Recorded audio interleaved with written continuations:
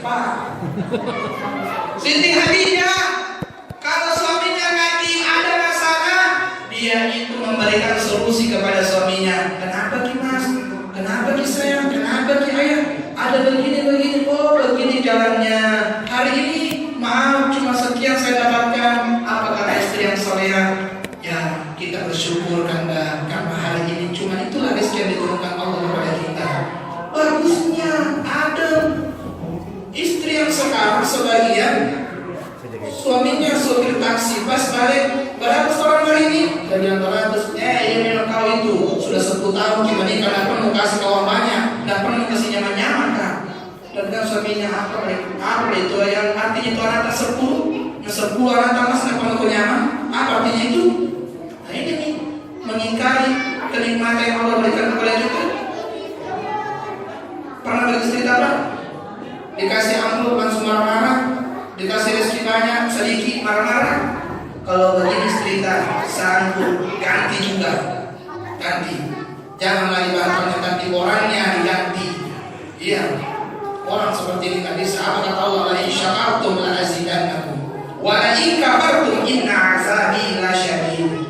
Apabila engkau bersyukur terhadap pemberianku kata Allah, mensyukuri nikmatku kata Allah, maka akan aku tambahkan. Tapi apabila engkau mengingkari, kufur kepada nikmatku, apa kata Allah? Siksaanku sangatlah pedih. Makanya bersyukur. Ya Allah, alhamdulillah, meskipun ayah balik hari ini sedikit rezekinya, tapi intinya ayah balik dengan selamat. Itu, Bu, dengar itu. Saya tidak mau ada sepengertian di antara kita. Sakit akhirnya itu. Istri yang soleha, itu istri Nabi Pak. Kalau dia dari kantor, kalau dia dari ceramah, dari dakwah, istri Nabi sudah siapkan baskom depan pintu. Iya, baskom besar, ada airnya lengkap dengan handunya. Apa gunanya? Nanti kaki Nabi dibersihkan, dibasahi, baru dilap. Istri kata begitu di rumah.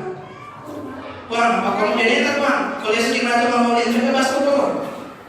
Aku ditaraga ganti. Iya. Apa kata agama? Asna wasulah sawarubah.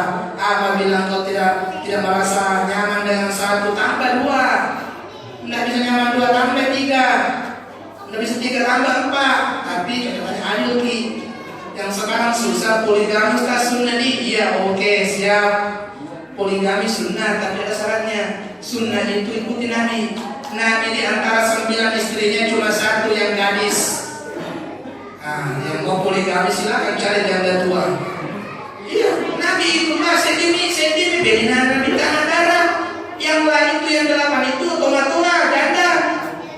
Nah, anak muda yang mengikuti sunnah Nabi silakan cari yang janda tua umur 60 tahun. Itu sunnah Nabi itu. Jangan bilang sunnah Nabi Ces. Lihat dulu asal urutnya apa. Itu benar Allah Subhanahu wa taala. Bapak dan Allah Subhanahu wa taala. Semakin hari semakin banyak kamera, semakin saya juga ikut ceramah. Ini ada banyak kamera. Kalau di studio cuma 6, ini banyak kamera handphone bertebaran di mana-mana. Cuma itu pasaranku, itu HP. Kadang bisa jadi malaikat, kadang bisa jadi setan. Iya. Apalagi waktu pengajian, kadang saya pernah ambil model Pak. Ambil tongkat model begini, saya kira dipoto katanya hasil ibu di belakang. Malu hukum rasa. Mau gak pulang, belum selesai acara. Pernah juga, saya kira video begini terus. Ternyata dia cuma promosikan HP-nya, HP baru. Wah, ambil tuh makin gaya. Masa tanya Pak ini betul merekam atau tidak? Oh merekam, oke lah kalau begitu. Sampai ada tripod, ada apa, ternyata juga tidak merekam. Salah itu. Jangan Pak lanjut. Loyal. Biasanya saya itu 3 jam berceramah. Tambah air 2 berarti 4 jam. Kita sampai jam 12. Bapak dulu, saya pulang.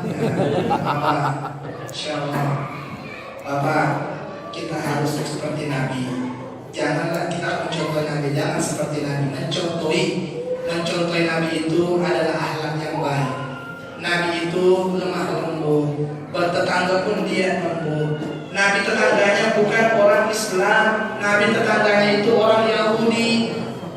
Ada orang Yahudi, ada orang Nasrani. Nabi tetangganya itu, tapi aku ada Nabi yang bermasalah tetangganya aja.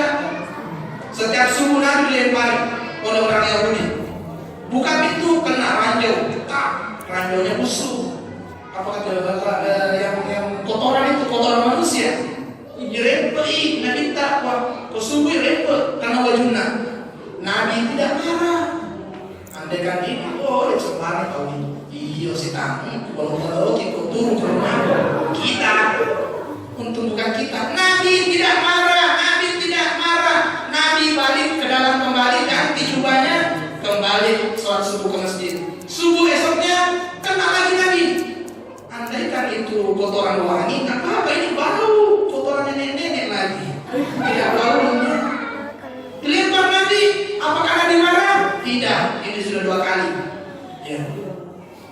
Kalau suku Bugis Pak, kalau begitu nala nanti, iya, di mana? Nala nanti kugi pakor, nari sili ini. Masa pejantan dilempar kotoran sama nenek-nenek, apa kata dunia? Nabi tidak marah. Subuh ketiga, Nabi kembali buka pintu, kena lagi. Nabi tidak marah. Pas subuh keempat, Nabi buka pintu, kok langganan pelempar ranjau sudah tidak ada ya? Juga pada pertayi. Subuh digale, sudah 4 subuh, sudah 3 subuh terus dilempar kotoran, tapi subuh keempat sudah tidak ada lagi. Nabi lanjutkan sholat, balik, dia tanya tetangganya yang lain, nenek-nenek yang depan rumah saya itu kemana? Dia bilang sakit ya Rasulullah, malah saya. Apakah Nabi mengatakan cina atau dupai? Tidak. Andai kan ini kalau mana saya dupai, siapa suruh kurang ajar? Itu kita. Nabi tidak. Nabi cepat-cepat bergegas balik ke rumah mengatakan, wahai Aisyah, wahai dia Humairah, adakah gandum hari ini untuk bisa dibikin roti? Aisyah mengatakan, ada sedikit ya Rasulullah, untuk makan siang kita. Untuk makan siang saja. Apa kata Nabi? Buatlah roti, kita bawakan tetangga kita yang sedang sakit. Bagusnya Nabi kita. Sudah dilempar tai 3 kali. Yang sakit melempar malah dibawakan roti, dibawakan kue. Nabi, kita sudah seperti ini kan? Kita mah cuma diludahi, itu pun tidak sengaja, pulang kian lupa antar. Kalau kita kerja orang, ya banyak begitu. Di sana, di Sulawesi di sini nggak ada aman di sini. Aman. Kalau di sini kalau diludahi orang dikasih uang, itu bukan balik papan. Makanya bahaya. Saya tanya kemarin dari, jangan berani ke Balikpapan. Kenapa? Balikpapan itu temannya muka makir. Balikpapan dibawa kini kubur gitu. Jadi, iya. Tidak ada yang kalau jauh ke Balikpapan Pak. Kalau Sulawesi lewat Sulawesi Balikpapan itu bahaya, kampung yang sangat sadis. Balikpapan mana orang mati. Iya. Mau kemana ke Balikpapan? Dari layar dulu sama aku kena dilaksanakan. Ini Nabi. Sekarang pertanyaan saya, sudahkah kita mencontoh Nabi? Contoh yang berikan Nabi ini bahwa apapun kondisinya tetangga kita, siapapun dia, maka tetaplah berlaku ramah, baik dan sopan kepada mereka. Tetap. Wah, jangan Ustaz, miskin dia, jadi tumpah, jangan. Tidak. Nabi itu kebanyakan sering duduk itu bersama orang-orang fakir miskin. Nabi jarang duduk bersama orang-orang kaya. Kenapa? Nabi suka berbagi dengan orang-orang miskin. Nabi suka berbagi dengan orang miskin. Nabi mengajarkan kalau engkau memasak, maka berikanlah juga sebagian tetanggamu. Karena apa yang tetangga cium dari rumah kita berupa makanan atau minuman, itu ada haknya tetangga kita.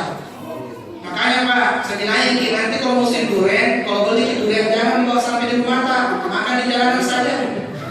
Sampai di rumah ada tetangga itu, dia cumi beli durian tetangga. Ada nanti yang bawakan kini, ternyata habis di kulitnya saja. Iya, ibu-ibu di luar saran itu kalau masaki kasih kata-kata sebagian. Kita miskinkan, tidak bisa Kak kasih sama tetanggaku. Karena dalam agama katanya tetangga itu 40 ke depan, 40 ke kiri, 40 ke kanan, 40 ke belakang, itu tetangga. Betul.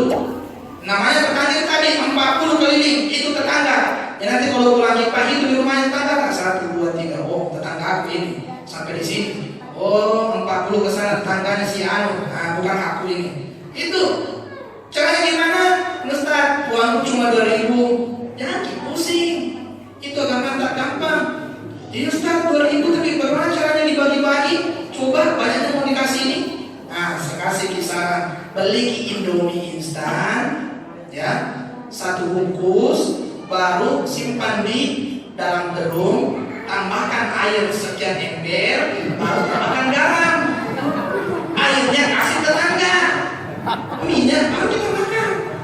Kan Nabi mengatakan kasih sebagian, tidak mengatakan kasih isinya. Ya, tapi jangan juga perhatikan, juga berdosa juga itu. Intinya tetangga itu tidak harus menerima hal-hal yang mahal. Kita bikin kue, kasihlah dia. Kita ada rezeki sedikit, kasihlah dia. Itu enak itu bertetangga. Dia sekarang susah mah. Orang beli motor, dia naik tensinya. Tetangganya beli mobil, dia masuk rumah sakit. Pas masuk rumah sakit, datang anaknya yang punya mobil baru, jenguk yang sakit. Dia bilang itu orangnya, gimana kabar kamu? Dan iya sehat nih, insya Allah keluar makan nanti. Bertanya lagi ibu kepada anaknya yang punya mobil baru, gimana kawan-kawan? Alhamdulillah bu, bapakku tadi siang beli dari mobil baru. Mati. Gimana? Naik tensi, orang naik rezeki dia naik tensinya. Yang diajarkan agama kita, aku yang dilaksanakan dengar. Kalau tetangga beli motor, kita beli helm. Itu sebenarnya tetangga beli motor, beli kita helm. Apa tujuannya? Nanti kalau motor tetangga kosong saja bagian belakang, ditanya nih, mau kemana pak? Enggak ke pasar. Kebetulan ada helmku di rumah, bisa kita boncing. Bagusnya, damai. Tetangga beli mobil, jangan pusing. Kita beli kompresor. Apa tujuannya? Nanti kalau meletus di mobilnya tetangga, kita yang pompai. Nanti kalau sudah bagus, Pak, besok saya pinjam mobil tadi, bukan pakai jalan-jalan, kasih ada mobilku. Ada. Tetangga ada naik pangkat, ada lagi solusinya apa? Beli sepeda keliling beli papan. Insya Allah hilang stresnya daripada tinggal mikirin orang. Susah ini. Nabi mengajarkan harus saling berbuat baik pada tetangga. Kita beli tosi, tetangga terbahagia, kita seri hati. Iya. Tetangga beli emas, ibu-ibu biasanya. Beli emas, dia tuh lari sama suaminya. Pak, untuk itu ibu yang di sebelah, kenapa emas kuningan apa tidak asli itu celur gitu. Cicilan topa, bajunya juga ada cicin ki. Nanti kalau lepas maulid baru bayar semua. Kenapa kamu semua diurus urusan orang? Urusan tak saja banyak, belum selesai. Bapak-bapak rahmati Allah Subhanahu wa taala. Jadi sebagai kesimpulannya, sudah malamnya jam 10. Ya. Alhamdulillah saya capek tadi ya. Bapak keenakan tertawa. Saya capek berpikir, tapi Bapak keenakan tertawa. Bapak tidak merasakan sepanas apa kursi ini. Ya. Ini kelihatan kursi biasa Pak, tapi kalau Bapak duduk di sini, insya Allah akan merasakan detak jantung yang begitu kuat. Ini naconya kursi panas ini. Ya. Biasa ada bahan kita bawa, duduk di sini hilang semua. Buktinya ini nggak pernah saya minum, masih lengkap. Iya. Bapak yang enakan dulu di bawah, ketawa. Saya di sini pusing pikirin bahan, mau bilang apa lagi? Habis saya. Kalau habis begini tutup saja. Sebagai kesimpulannya, ambil kesimpulan Pak habis bahanku. Sebagai kesimpulannya kita ini mengaku umat Nabi kan, jadi yang mencontoh harus dicontoh Nabi. Kalau kita mengaku umat Nabi, contohlah Nabi. Maka itu iya tom itu marpesi. Iya tom itu marpesi. Iya tom itu mengolie hijau kai. Nah iya dia mengolie Israeli. Nah iya kata lupai Israeli di watana. Yang tidak tahu jadi Google susah translate-nya. Jadi kembali lagi ikutilah Nabi karena Nabi adalah uswatun hasanah. Mulai hari ini yang kemarin kasar kepada istrinya, lemah lembutlah kepada istri. Mulai hari ini yang kasar kepada suaminya, menjadikan suami itu suami takut istri, maka jadikanlah suami itu sebagai landasan sandar dunia. Karena kenapa? Tembok yang kita sandari semua ini akan runtuh. Tiang yang kita sandari akan berapu. Orang kaya yang kita sandari, harta yang kita banggakan akan sirna, kekuatan akan menjadi lemah. Tapi bersandarlah kepada Allah Subhanahu wa Ta'ala. Dia memiliki kekuasaan. Dia Tuhan bagi orang yang kaya, Tuhan untuk orang yang miskin, Tuhan untuk orang yang kuat, dan Tuhan untuk orang yang lemah. Maka bersandarlah kepada Dia. Barang siapa mengharap sandaran kepada sesama, maka ujung daripada harapannya adalah apa? Adalah kegalauan, keputusasaan, keputus harapan. Kenapa? Kecewa itu. Jadi sekali lagi mari kita kembali kepada Allah Subhanahu wa Ta'ala. Sebelum kita tutup, mari kita bersalawat kepada Nabi sallallahu alaihi wasallam. Ya